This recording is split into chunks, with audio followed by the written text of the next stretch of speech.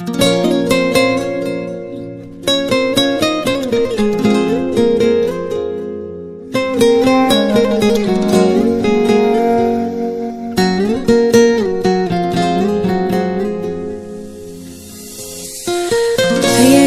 دیدم شبیه تو نشد بغضم نگیره،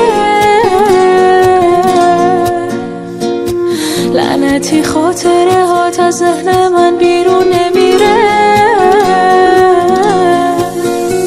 توقع نداشتم که درکم کنی، انتظارشم نداشتم که ترکم کنی. حواسم به سردی رفتارت نبود، از چشم تو افتاد عشق من چه زود. بعد تو قلبم شکستم و نشد به روت بیارم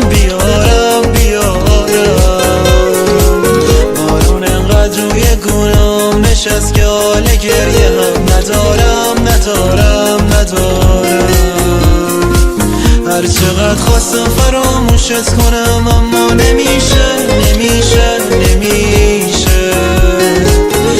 هی فکر میکنم بدون تو یعنی من آیندم چی میشه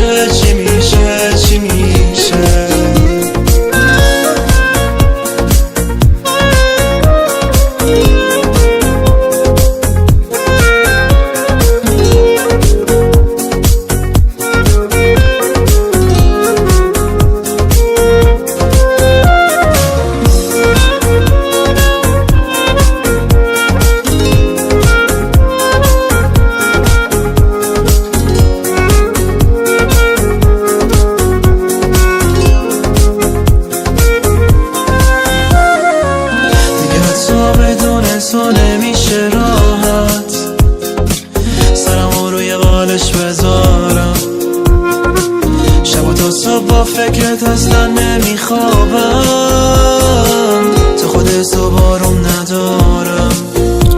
توقع نداشتم که درکم کنی، انتظارشم نداشتم که ترکم کنی. حواسم به سردی رفتارت نبود، از چشم تو افتاد عشق